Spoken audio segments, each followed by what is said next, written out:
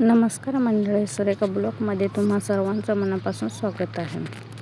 तर मित्रांनो, भाजीला काही नसल्यावर आपण झणझणीत बनवणार आहोत मटकीची भाजी. तर इथं आपण मटकी भाजून घेतलेली आहे. 2-3 मिनटं मंद गॅसवरच भाजून घ्यायची. इकडून तिकडून मस्तपैकी छानपैकी परतून घ्यायची मंद गॅसवरच. जास्त गॅस पण करायचा नाही तर मटकी जळून जाईल. त्यामुळे मंद गॅसवरच आपण मटकीला 2-3 मिनटं परतून घ्यायचं. तर तुम्ही बघू शकता, इथं आपण मटकी आपली परतून घेतलेली आहे. मटकी आपली परतून झाल्याच्या नंतर तुम्ही बघू शकता, आपण मटकी एका ताटामध्ये काढून घ्यायची. आपली मटकी पण छानपैकी भाजलेली आहे. आपण मटकी पण इकडे ताटामध्ये काढून घ्यायची. लगेच इथं फोडण्याची तयारी करायची. तेल टाकून झाल्याच्या नंतर लगेच बारीक चिरलेला कांदा टाकायचा.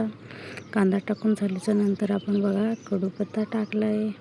कढीपत्ता टाकून झाल्याच्या नंतर हिरवी मिरची, तेजपत्ता अशा पाण्या आपण टाकलेलं ॲड केलेलं आहे. खडे मसाले वगैरे परत आपण परतून घ्यायचं छानपैकी मंद गॅसवरच. परतून झाल्याच्या नंतर लगेच इथं बारीक चिरलेलं टोमॅटो ॲड करायचं. टोमॅटो ॲड करून झाल्याच्या नंतर परत आपण मंद गॅसवरच परतून घ्यायचं. त्यानंतर इथं आपण काळं तिखट ॲड केलेलं आहे झणझणीत.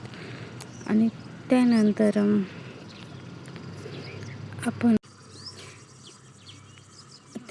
आपण हळद ॲड केलेली आहे.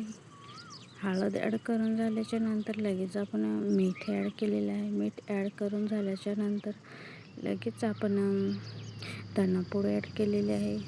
कारण काळा तिखट असल्यामुळे त्याच्यात सर्वच मसाले असतात, त्यामुळे मसाले एवढे टाकायची गरज नाही.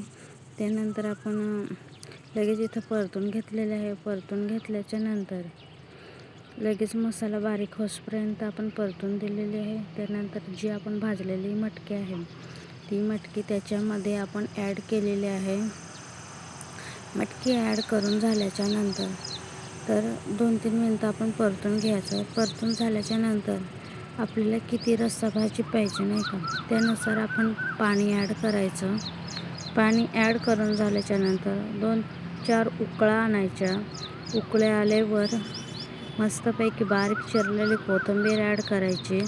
कोथिंबीर ॲड करून झाल्याच्या नंतर तुम्ही बघू शकता, आपल्या भाजीला छानपैकी उकळी फुटलेली आहे आणि आपली भाजी पण तयार आहे. तर तुम्हाला आपल्या चॅनलला आपल्या रेसिपी आवडत असेल तर आपल्या चॅनलला सबस्क्राईब करा, बेल आयकॉन दाबा, शेअर करा, कमेंट करा आणि लाईक करायला विसरू नका. अशाच नवनवीन व्हिडिओ मी नक्की तुमच्यापर्यंत शेअर करेन.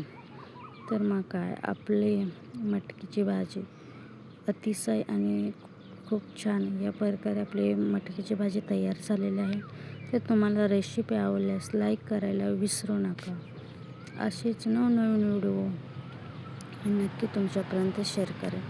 Bye bye. नक्की पुढच्या ब्लॉगमध्ये भेटूया.